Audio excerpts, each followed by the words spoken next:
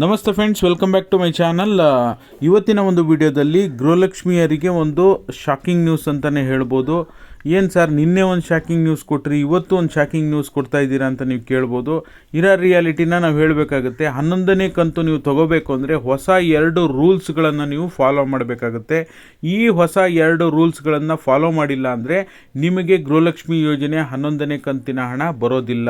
ಈ ನಿಯಮ ಪಾಲಿಸದಿದ್ದರೆ ನಿಮ್ಮ ಖಾತೆಗೆ ಗೃಹಲಕ್ಷ್ಮಿ ಯೋಜನೆಯ 11ನೇ ಕಂತಿನ ಹಣ ಜಮಾ ಆಗೋದಿಲ್ಲ ಅಂಥೇಳಿ ಈಗ ಆಲ್ರೆಡಿ ಹೊಸ ಅಪ್ಡೇಟ್ ಒಂದು ಬಂದಿರುವಂಥದ್ದು.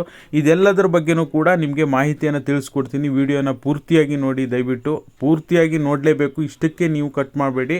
ಮತ್ತು ಅದರ ಜೊತೆಯಲ್ಲಿ ಹೊಸದಾಗಿ ಚಾನಲ್ ನೋಡ್ತಿದ್ದೀರಾ ಅಂದರೆ ಸಬ್ಸ್ಕ್ರೈಬ್ ಮಾಡೋದು ಮರಿಬೇಡಿ. ಅದರ ಜೊತೆಯಲ್ಲಿ ಪ್ರತಿಯೊಬ್ಬರು ವಿಡಿಯೋಕ್ಕೊಂದು ಲೈಕ್ ಕೊಡುವ ಮೂಲಕ ಸಪೋರ್ಟ್ ಮಾಡಿ, ಓಕೆನಾ?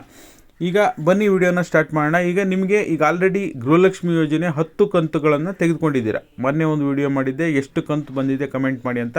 ಅದರಲ್ಲಿ ಬಹುತೇಕ ಜನರು ಸರ್ ನಮಗೆ 20,000 ಬಂದಿದೆ, 20,000 ನಮಗೆ ಇದುವರೆಗೂ ಜಮಾ ಆಗಿದೆ, ನಾವು 11ನೇ ಕಂತಿಗೋಸ್ಕರ ವೆಯ್ಟ್ ಮಾಡ್ತೀವಿ ಅಂತ ಬಹುತೇಕ ಜನರು ಕಮೆಂಟ್ ಮಾಡಿದರು. ಅದರಲ್ಲಿ ಒಂದಿಷ್ಟು ಪರ್ಸೆಂಟೇಜ್ ಜನರಿಗೆ ಇನ್ನೂ ಹಣ ಬಂದಿಲ್ಲ. ಅದನ್ನು ಏನು ಮಾಡಬೇಕು ಎಲ್ಲದ್ರ ಬಗ್ಗೆಯೂ ಕೂಡ ನಾನು ಆಲ್ರೆಡಿ ನಿಮಗೆ ಮಾಹಿತಿಯನ್ನು ಕೊಟ್ಟಿದ್ದೇನೆ. ಬಟ್ ಈಗ ಅನ್ನಭಾಗ್ಯ ಯೋಜನೆಗೆ ಬಂದರೆ ಸುಮ್ಮನೆ ಜನ ಈಗ ಅನ್ನಭಾಗ್ಯ ಯೋಜನೆ ಹಣ ಏಪ್ರಿಲ್ ತಿಂಗಳು ಈ ದಿನ ಈ ಜಿಲ್ಲೆಗೆ ಅಂತ ಹೇಳ್ತಿದ್ದಾರೆ. ಖಂಡಿತವಾಗ್ಲೂ ಇಲ್ಲ, ಏಪ್ರಿಲ್ ತಿಂಗಳ ಹಣ ಇನ್ನೂ ಬಿಡುಗಡೆ ಆಗಿಲ್ಲ. ಬಿಡುಗಡೆ ಆದರೆ ಖಂಡಿತವಾಗ್ಲೂ ಕೂಡ ಅಪ್ಡೇಟ್ ಮಾಡುವಂಥ ಕೆಲಸವನ್ನು ಖಂಡಿತವಾಗ್ಲೂ ಮಾಡ್ತೀವಿ. ಈಗ ವಿಷಯಕ್ಕೆ ಬರೋದಾದರೆ 11ನೇ ಕಂತಿನ ಹಣ ತಗೋಬೇಕು ಅಂದರೆ 2 ಹೊಸ ರೂಲ್ಸ್ಗಳು, 2 ಖಡಕ್ ರೂಲ್ಸ್ಗಳಿದೆ. 2 ಖಡಕ್ ಹೊಸ ರೂಲ್ಸ್ಗಳನ್ನು ನೀವು ಫಾಲೋ ಮಾಡಿಲ್ಲ ಅಂದರೆ, ಅಥವಾ ನೀವು ಇದನ್ನು ಆದಷ್ಟು ಬೇಗ ಈ ಕೆಲಸ ಮಾಡಿಲ್ಲ ಅಂದರೆ ನಿಮ್ಮ ಖಾತೆಗೆ ಗೃಹಲಕ್ಷ್ಮಿ ಯೋಜನೆ ಹಣ ಇನ್ನು ಮುಂದೆ ಬರೋದೇ ಇಲ್ಲ. 11ನೇ ಕಂತು ಬರೋಲ್ಲ, 12 ಬರೋಲ್ಲ, 13 ಬರೋಲ್ಲ. ಏನು ರೂಲ್ಸ್ ಅಂತ ನೋಡೋಕೆ ಹೋದರೆ ಯಾವ ಬದನೆಕಾಯಿ ರೂಲ್ಸು ಇಲ್ಲ. ಏನಪ್ಪ ಇದು, ದುಷ್ಯಂತ್ ಅವರು ಕೂಡ ಫೇಕ್ ನ್ಯೂಸ್ ಹೇಳಕ್ಕೆ ಹಿಡಿದ್ಬಿಟ್ರಲ್ಲ, ಏನಪ್ಪ ಹೊಸ ರೂಲ್ಸು, ಮತ್ತೊಂದೇನಾದ್ರು ಹೊಸ ನಿಜವಾಗ್ಲೂ ಹೊಸ ರೂಲ್ಸ್ ಅಂತ ನೀವು ಶಾಕ್ ಆದರೆ ಖಂಡಿತವಾಗ್ಲೂ ಫೇಕ್ ನ್ಯೂಸ್. ಯಾವ ಬದನೆಕಾಯಿ ರೂಲ್ಸು ಇಲ್ಲ. ಈಗ 11ನೇ ಕಂತು ನಿಮಗೆ ಆಲ್ರೆಡಿ 10ನೇ ಕಂತು ಮೇ ತಿಂಗಳದ್ದು, 10ನೇ ಕಂತು ಮೇ ತಿಂಗಳ ಹಣ ಅದು ಜೂನ್ ತಿಂಗಳ ಬರಬೇಕಾಗಿತ್ತು. ಮೇ ತಿಂಗಳಿಗೆ ಅಡ್ವಾನ್ಸಾಗಿ ಎಲೆಕ್ಷನ್ ಇರೋದ್ರಿಂದ ಕೊಟ್ಬಿಟ್ಟಿದ್ದಾರೆ. ಹಾಗಾಗಿ 11ನೇ ಕಂತು ಜೂನ್ ತಿಂಗಳ ಹಣ ಅದು ಜುಲೈ ತಿಂಗಳಲ್ಲಿ ಬರಬೇಕಿತ್ತು, ಜೂನ್ ತಿಂಗಳಲ್ಲೇ ಕೊಡುವಂಥ ಸಾಧ್ಯತೆ ಇದೆ. ಆ ತಿಂಗಳ ಹಣ ಆ ತಿಂಗಳಲ್ಲೇ ಕೊಡುವಂಥ ಸಾಧ್ಯತೆ ಇದೆ. ಆ್ಯಕ್ಚುಲಿ ಜೂನ್ ತಿಂಗಳ ಹಣ ಜುಲೈಯಲ್ಲಿ ಬರಬೇಕು, ಮೇ ತಿಂಗಳ ಹಣ ಜೂನಲ್ಲಿ ಬರಬೇಕಿತ್ತು. ಅಡ್ವಾನ್ಸಾಗಿ ಕೊಟ್ಟಿರೋದ್ರಿಂದ ಒಂದು ಸ್ವಲ್ಪ ಲೇಟ್ ಆಗುತ್ತೆ ಬಿಟ್ಟರೆ. ಮತ್ತು ಈಗ ನಿಮಗೆ ಲೇಟ್ ಅನಿಸುತ್ತೆ, ಅವರು ಅಡ್ವಾನ್ಸಾಗಿ ಆಲ್ರೆಡಿ ಕೊಟ್ಟಿರೋದ್ರಿಂದ ಲೇಟ್ ಅನಿಸುತ್ತೆ ಬಿಟ್ಟರೆ ಯಾವ ಹೊಸ ರೂಲ್ಸು ಇಲ್ಲ, ಯಾವ ಬದನೆಕಾಯಿಯೂ ಇಲ್ಲ. ಸುಮ್ಮನೆ ಜನರು ಫೇಕ್ ಸುದ್ದಿಗಳನ್ನು ಹರಡ್ತಾ ಇದ್ದಾರೆ.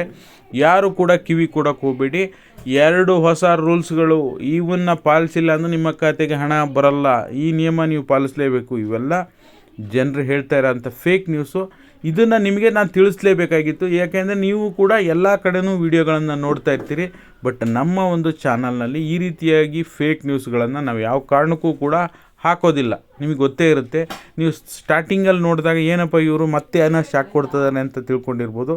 ಖಂಡಿತವಾಗ್ಲೂ ಆ ರೀತಿಯಾಗಿ ಏನೂ ಇಲ್ಲ. ಯಾರು ಕೂಡ ವರಿ ಮಾಡುವಂಥ ಅಗತ್ಯ ಇಲ್ಲ, ಓಕೆನಾ? ಅದರ ಜೊತೆಯಲ್ಲಿ ಇವತ್ತಿನ ಒಂದು ವಿಡಿಯೋದಲ್ಲಿ ಉದ್ಯೋಗಿನಿ ಯೋಜನೆ ಅಂಥೇಳಿ ಈಗ 11ನೇ ಕಂತಿನ ಬಗ್ಗೆ 2 ಹೊಸ ರೂಲ್ಸ್ಗಳು ನೀವು ನೀಟಾಗಿ ನೋಡಿದ್ದೀನಿ ಅನಿಸುತ್ತೆ. ಯಾವುದೇ ರೀತಿ ಹೊಸ ರೂಲ್ಸ್ಗಳು ಏನೂ ಇಲ್ಲ, ಯಥಾಸ್ಥಿತಿ ಕಂಟಿನ್ಯೂ ಆಗುತ್ತೆ. ಸರ್ಕಾರದಿಂದ ಅಧಿಕೃತವಾಗಿ ಅಂತ ಹೇಳಿ ಯಾವುದೇ ರೀತಿ ಹೊಸ ರೂಲ್ಸನ್ನು ಮೇಂಟೈನ್ ಮಾಡಿಲ್ಲ. 3 ಸರಿ ಹೇಳ್ತಾ ಇದ್ದೀನಿ. ಮತ್ತು ನಾನೇನೋ ಮತ್ತೆ ಏನು ಸರ್ ನೀವು ಫೇಕ್ ನ್ಯೂಸ್ ಕೂಡ ಕಿಡ್ಬಿಟ್ರಲ್ಲ ಅಂಥೇಳಿ ಅನ್ನಕ್ಕೆ ಹೋಗ್ಬೇಡಿ. ಖಂಡಿತವಾಗ್ಲೂ ನಾನು ಆ ಕೆಲಸ ಮಾಡಲ್ಲ, ಓಕೆನಾ? ಈಗ ಕರ್ನಾಟಕ ರಾಜ್ಯ ಮಹಿಳಾ ಅಭಿವೃದ್ಧಿ ನಿಗಮದಿಂದ ಮಹಿಳೆಯರ ಸಬಲೀಕರಣಕ್ಕಾಗಿ, ಓಕೆನಾ, ಆರ್ಥಿಕವಾಗಿ ಮಹಿಳೆಯರು ಸಬಲೀಕರಣವನ್ನು ಹೊಂದಬೇಕು ಅಂಥೇಳಿ ಈಗ ಕರ್ನಾಟಕ ರಾಜ್ಯ ಮಹಿಳಾ ಅಭಿವೃದ್ಧಿ ನಿಗಮದಿಂದ ಉದ್ಯೋಗಿನಿ ಯೋಜನೆಯನ್ನು ಆರಂಭ ಮಾಡಿದ್ದಾರೆ.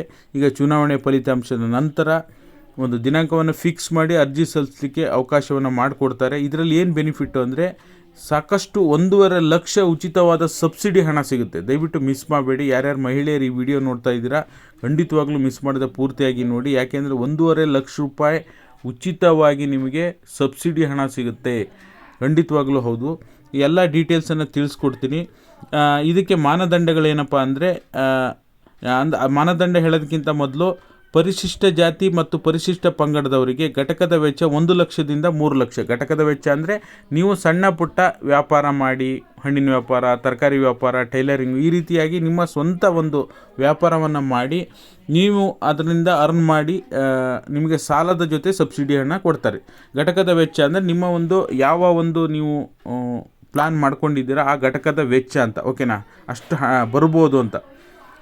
ಅಲ್ಲಿ 3 ಲಕ್ಷದವರೆಗೂ ಕೂಡ ನೀವು ಸಾಲವನ್ನು ಪಡಿಬೋದು. ಯಾರು ಪರಿಶಿಷ್ಟ ಜಾತಿ ಮತ್ತು ಪರಿಶಿಷ್ಟ ಪಂಗಡದವರು, ಅದರಲ್ಲಿ ನಿಮಗೆ 50% ಕೂಡ ಬೇರೆ ಜಾತಿಯವರಿಗೂ ಇದೆ, ಹೇಳ್ತೀನಿ, ವೆಯ್ಟ್ ಮಾಡಿ. ಅದರಲ್ಲಿ ನಿಮಗೆ 50% ಕೂಡ ನಿಮಗೆ ಕೊಟ್ಟಿರ್ತಕ್ಕಂಥ ಲೋನ್ನಲ್ಲಿ 3 ಲಕ್ಷ ಲೋನ್ ಕೊಡ್ತಾರೆ ಅಂದರೆ 50% ಕೂಡ ನಿಮಗೆ ಸಹಾಯಧನವನ್ನು ಕೊಡ್ತಾರೆ. ಅಂದರೆ ನಿಮ್ಮ ಅಕೌಂಟಿಗೆ ನೇರವಾಗಿ ಜಮಾ ಮಾಡ್ತಾರೆ, ಓಕೆನಾ. 1.5 ಲಕ್ಷ ರೂಪಾಯಿ ನಿಮಗೆ ನಿಮ್ಮ ಖಾತೆಗೆ ಸಬ್ಸಿಡಿ ಹಣವನ್ನು ಕೊಡ್ತಾರೆ. ಅಲ್ಲಿ 1.5 ಲಕ್ಷ ರೂಪಾಯಿ ಮಾತ್ರ ನೀವು, ಉಳಿದ 1.5 ಲಕ್ಷ ರೂಪಾಯಿ ಮಾತ್ರ ನೀವು ಲೋನನ್ನು ಕಟ್ಟಿದರೆ ಸಾಕು. ಇನ್ನು ಉಳಿದಿರ್ತಕ್ಕಂಥ ಸಾಮಾನ್ಯ ವರ್ಗದ ಮಹಿಳೆಯರಿಗೆ 3 ಲಕ್ಷದವರೆಗೂ ಕೂಡ, ಅವರಿಗೂ ಕೂಡ 3 ಲಕ್ಷದವರೆಗೂ ಕೂಡ ಸಾಲ ಕೊಡ್ತಾರೆ. ಬಟ್ ಅವರಿಗೆ 50% ಸಹಾಯಧನ ಕೊಡಲ್ಲ. ಅಂದರೆ ನೀವು ಕ್ಯಾಶ್ ಬ್ಯಾಕ್ ಅಂತ ನಾವೇನು ಕರಿತೀವಲ್ಲ, ಅದನ್ನ 50% ಕೊಡಲ್ಲ, ಅವರಿಗೆ 30% ಕೊಡ್ತಾರೆ. ಅಂದರೆ 3 ಲಕ್ಷಕ್ಕೆ 90,000 ರೂಪಾಯಿ ನೀವು ಲೋನನ್ನು ಕಟ್ಟುವಂಥ ಅವಶ್ಯಕತೆ ಇಲ್ಲ, ನಿಮಗೆ ಉಚಿತವಾಗಿ ಸಿಗುತ್ತೆ, ಓಕೆನಾ.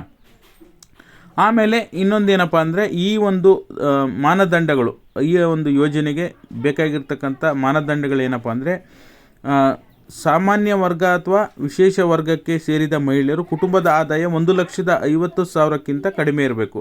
ಜನರಲ್ಲಾಗಿ ನೀವು ಪರಿಶಿಷ್ಟ ಜಾತಿ ಮತ್ತು ಪರಿಶಿಷ್ಟ ಪಂಗಡಕ್ಕೆ ಸೇರಿಲ್ಲ, ನೀವು OBCಯಲ್ಲಿ ಬರ್ತೀರಾ, ಜನರಲಲ್ಲಿ ಬರ್ತೀರಾ ಅಂದರೆ ನೀವು ಇನ್ಕಮ್ ಸರ್ಟಿಫಿಕೇಟನ್ನು 1.5 ಲಕ್ಷಕ್ಕಿಂತ ಕಡಿಮೆ ಮಾಡಿಸ್ಬೇಕು, ಓಕೆನಾ. 1,39,000 49,000 ಮಾಡಿಸಿದ್ರು ತೊಂದರೆ ಇಲ್ಲ, ನೀವು ಆರಾಮಾಗಿ ಮಾಡಿಸ್ಬೋದು. ಈಗೆಲ್ಲ 1.5 ಲಕ್ಷ ಇನ್ಕಮ್ ಸರ್ಟಿಫಿಕೇಟ್ ಆರಾಮಾಗಿ ಮಾಡಿಕೊಡ್ತಾರೆ, ಓಕೆನಾ. ಆಮೇಲೆ ಎಲ್ಲ ವರ್ಗಗಳಿಗೂ ಇದು ಅನ್ವಯಿಸುತ್ತೆ. 18ರಿಂದ 55 ವರ್ಷ ನಡುವಿನ ವಯಸ್ಸಿನ ಮಿತಿ ಇರಬೇಕು. 18ರಿಂದ 55 ವರ್ಷ ವಯಸ್ಸಿನವರು ಈ ಒಂದು ಯೋಜನೆಯಡಿಯಲ್ಲಿ ಅರ್ಜಿಯನ್ನು ಸಲ್ಲಿಸ್ಬೋದಾಗಿದೆ. ಯಾವುದೇ ರೀತಿ ಆತಂಕ ಇಲ್ಲ. ಎಲ್ಲ ವರ್ಗದವರು ಕೂಡ ಅರ್ಜಿ ಸಲ್ಲಿಸ್ಬೋದು, ಓಕೆನಾ. ಇದೇ ಕೇವಲ ಪರಿಶಿಷ್ಟ ಜಾತಿ ಪರಿಶಿಷ್ಟ ಪಂಗಡ ಅಂತ ಮಾತ್ರ ಅಲ್ಲ, ಎಲ್ಲ ವರ್ಗದವರಿಗೂ ಅನ್ವಯಿಸುತ್ತೆ. ಖಂಡಿತವಾಗ್ಲೂ 18ರಿಂದ ವಯಸ್ಸು ಮೇಲ್ಪಟ್ಟಿರಬೇಕು, 55 ವರ್ಷದ ಒಳಪಟ್ಟಿರಬೇಕು, ಓಕೆನಾ. ಸಾಲ ಮಂಜೂರಾದ ನಂತರ ಸಾಲ ಬಿಡುಗಡೆಗೆ ಮುನ್ನ ಮಹಿಳೆಯರಿಗೆ 3ರಿಂದ 6 ದಿನಗಳ ಕಾಲ EDP ತರಬೇತಿ ನೀಡಲಾಗುವುದು. ನೀವು ಯಾವುದಾರ ಒಂದು ಕರಕುಶಲ ಕಾರ್ಮಿಗಳಾಗಿದ್ದರೆ, ಯಾವುದಾರ ಒಂದು ಕ್ರಿಯೇಟಿವಿಟಿ ನಿಮಗಿದ್ದರೆ, ಯಾವುದಾರ ಒಂದು ಇದು ಮಾಡ್ತೀರಾ ಅಂದರೆ ನಿಮ್ಮ ಕೆಲಸಕ್ಕೆ ತರಬೇತಿಯನ್ನು 6 ದಿನಗಳ ಕಾಲ EDPಯಿಂದ ತರಬೇತಿಯನ್ನು ನೀಡ್ತಾರೆ, ಓಕೆನಾ. ಈ ಯೋಜನೆಯನ್ನು ಯಾಕೆ ಮಾಡಿದ್ದಾರೆ ಅಂದರೆ ಮಹಿಳೆಯರು ಹೆಚ್ಚಿನ ಬಡ್ಡಿಯನ್ನು ಹೊರಗಡೆ ಲೇವಾದೇವಿ ವ್ಯವಹಾರ ಮಾಡಿಕೊಂಡು ಅತಿ ಹೆಚ್ಚು ಬಡ್ಡಿಯನ್ನು ಕೊಟ್ಟು 5%, 6%, 10%ವರೆಗೂ ಕೂಡ ಲೇವಾದೇವಿ ಮಾಡೋರು ಬಡ್ಡಿಯನ್ನು ಕೊಡ್ತಾರೆ. ಅವರಿಂದ ಬಡ್ಡಿಯನ್ನು ಕೊಟ್ಟು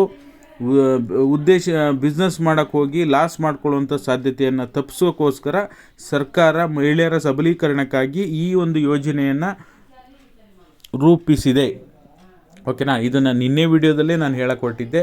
ಬಟ್ ಅದೇನೋ ಹೇಳಿದ್ದು, ಇಷ್ಟು ಇನ್ಫಾರ್ಮೇಷನ್ ಕೂಡ ಹೇಳಿದ್ದೆ, ಅದೇನೋ ಫೈಲ್ ಮಿಸ್ಸಿಂಗ್ ಅಂತ ಬಂದ್ಬಿಟ್ಟು ಡಿಲೀಟ್ ಆಗಿಬಿಟ್ಟಿದೆ ಅಪ್ಲೋಡ್ ಮಾಡಬೇಕಾದ್ರೆ. ನಿನ್ನೆ ಲಾಸ್ಟ್ ವಿಡಿಯೋದಲ್ಲಿ ಉದ್ಯೋಗಿನಿ ಯೋಜನೆ ಬಗ್ಗೆ ಮಾಹಿತಿ ಇದೆ ಅಂತ ಅಂತಿದ್ದಂಗೆ ಕಟ್ ಆಗಿಬಿಡ್ತು ಅಲ್ವಾ.